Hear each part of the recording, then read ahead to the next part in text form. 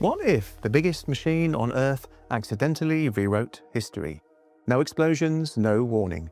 Just one day, the cereal box logo looks different. Your favourite movie quote never existed.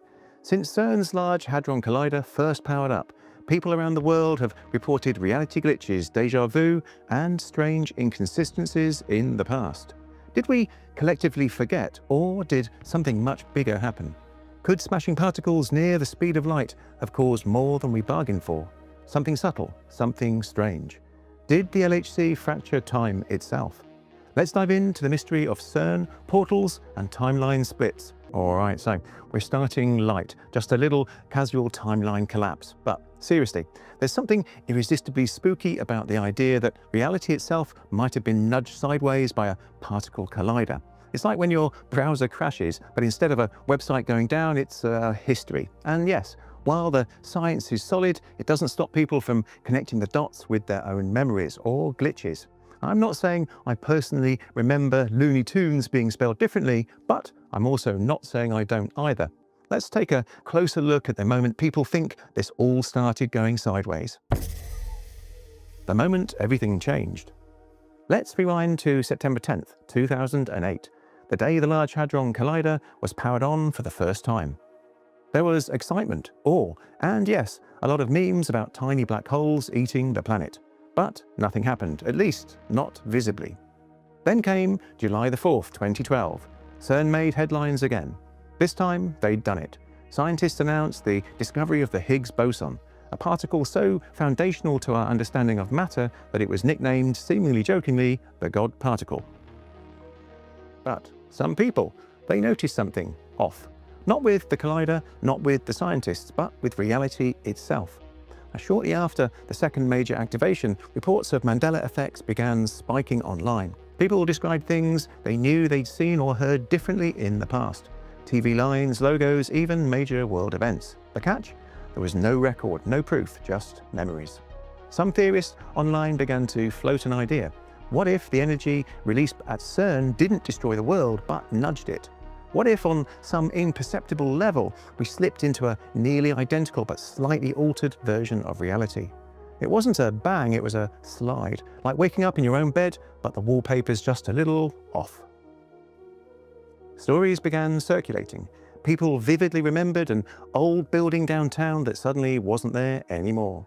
A childhood book series that had its name magically changed. A historical event recalled with perfect clarity, but now it apparently never happened. Coincidence, collective misremembering, or something else? Now let's be clear, there's no scientific evidence that CERN broke the universe, but the idea that something shifted after these experiments, it caught fire. Because if our sense of reality is already fragile, how would we even know if it had changed? Okay, so you're telling me we might have slipped timelines, but nobody noticed because the cereal aisle looked mostly the same. That's exactly the kind of quiet apocalypse I'm not mentally prepared for. But seriously, this is where things get juicy, because when thousands of people all start remembering things that don't exist, it gets hard to just blame bad memory. And I don't know about you, but I'm still mad about the Monopoly man's missing monocle. I saw it, I remember it. I was emotionally attached to that monocle.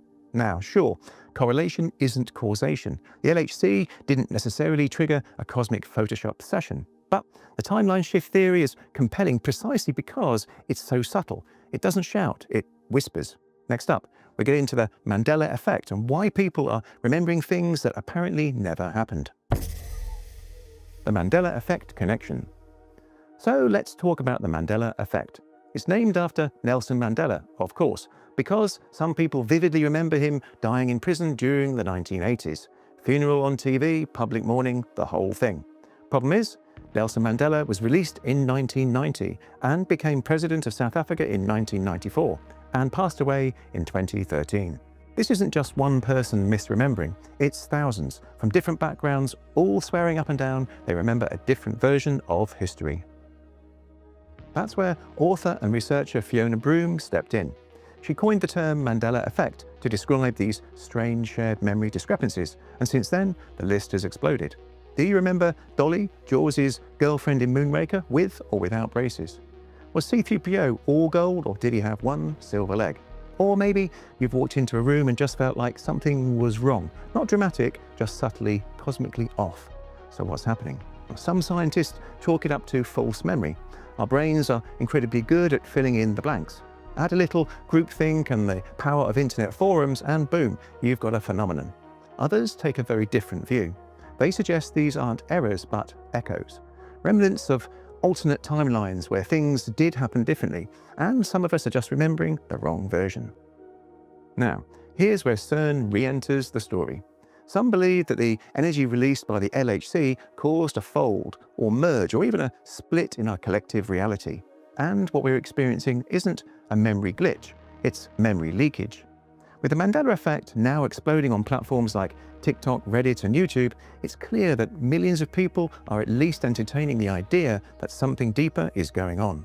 And if enough people remember something that never existed, does that memory become its own kind of truth? Here's the thing. Now, whether it's memory fail, digital manipulation, or a legitimate wrinkle in the timeline, the Mandela effect hits something deep. It messes with your sense of certainty, like what else am I remembering wrong? Did I really watch Shazam with Sinbad? Don't answer that one. And the CERN connection, honestly, it's like giving the internet a giant what-if button.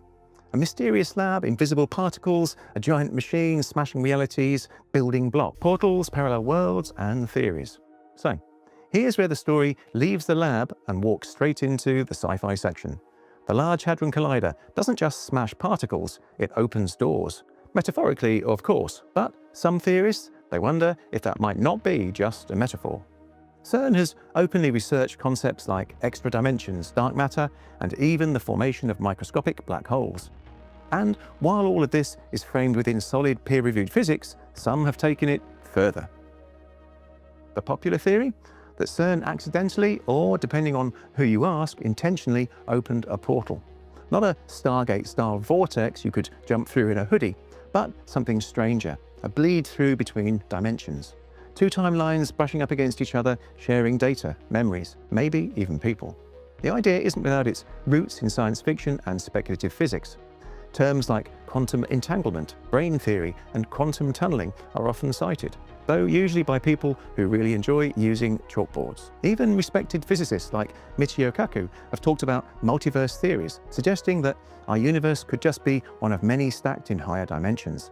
CERN's own scientists have written papers about the possibility of detecting hidden dimensions through high-energy collisions. Add to that the eerie symbolism, like CERN's Shiva statue, often interpreted as the cosmic dancer of creation and destruction, and you've got a mystery tailor-made for modern myth-making. Some articles even reference the infamous CERN ritual video that surfaced in 2016, an obvious hoax, but one that sent the conspiracy forums into overdrive. So, what's really going on? Is the LHC just a scientific marvel we don't fully understand yet? Or is it an accidental key that's temporarily unlocked the back door of the simulation? Well, we don't know, but one thing is for sure.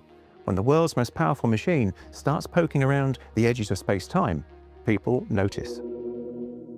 Okay, if CERN did open a portal and the biggest consequence is the Berenstain Bears being spelled differently, I've got to say, that's the politest apocalypse imaginable. But really, this is where science and science fiction start doing the tango. You've got scientists using words like extra dimensions, and the internet hears welcome to Narnia. And I get it. If you show the public a 17-mile-long underground ring that might detect hidden dimensions, someone's going to yell portal. Also, that Shiva statue? Bold branding choice, guys, really. Now still, even if the portal thing sounds out there, the questions it raises are fascinating. Are there other versions of us, other timelines? And if they're brushing up against ours, how would we even know? Unless, of course, the other you is out there, wondering why you remember the Monopoly man with a monocle. If CERN had broken reality, I'm just saying, I'd want at least a cape or a glowing scar, something cool to go with the multiverse chaos. But in all seriousness, this section is important because it's easy to get swept up in the idea that scientists are tossing atoms around like glow sticks at a rave. But in reality, they are super cautious, like double-check the toaster's unplugged before leaving work kind of cautious. And the whole CERN made a black hole fear? Yeah, those would be smaller than atoms and vanish in a fraction of a second. Not exactly Avengers-level threats. Still, I get why people speculate. When the average person hears quantum brain collision in a 17-mile tunnel, it does sound a bit like something that would come with a doomsday countdown. But hey, science and mystery aren't enemies, they're dance partners. Why these theories persist? Let's be honest, why do theories like this stick around? Even with scientists reassuring us that no timelines were harmed in the making of the Higgs boson, millions of people still believe something changed. Why? Because sometimes the facts don't feel as real as the mystery. Reality glitches, déjà vu, false memories, they hit on something deep and weird in the human brain. And when things don't add up, we need a story to make sense of the cracks. Enter simulation theory, quantum multiverses, and, of course, CERN. Our minds are pattern-seeking machines, and when we notice inconsistencies, we look for causes. And when those causes involve enormous underground colliders smashing atoms faster than light, well, the plot writes itself. And there's another factor, the internet. Once upon a time, weird thoughts stayed in your head or got discussed over coffee. Now, you post them, and within 5 minutes, a Reddit thread with 30,000 upvotes is telling you you're not alone. And maybe, just maybe, you're onto something. Online communities like Our Glitch in the Matrix, TikTok and YouTube have become an echo chamber for the anomaly. You see one Mandela effect video and suddenly your feed is full of alternate memories, reality glitches and evidence that we slid sideways sometime back in 2012. Psychologists have a name for this, confirmation bias. When we seek out and believe information that supports what we already suspect. It doesn't mean we're gullible, it just means we're human. And let's face it, big machines, quantum forces, cosmic mysteries, they feel otherworldly. Now, for most of us, particle physics is as close to magic as we'll ever get. So, when the strange feelings start creeping in, it makes sense to look toward the Large Hadron Collider and wonder, did they just maybe open a door they can't close? You know, part of me loves that the internet has basically become a collective therapy session for weird vibes. Like, hey, does anyone else remember a cartoon elephant that never existed? And suddenly 200 people are like, OMG, yes, elephant. It's wild. But this section hits on something real, how we all crave meaning. And when life feels off kilter, like it has for, I don't know, the entire last decade, we want answers. Even if those answers involve parallel dimensions, cosmic particles, smashers, and the occasional monocle missing Monopoly man. But hey, if our brains are glitching, at least we're glitching together, right? All right, let's bring it home. What really happened and what does it all say about us? So, did CERN really change reality?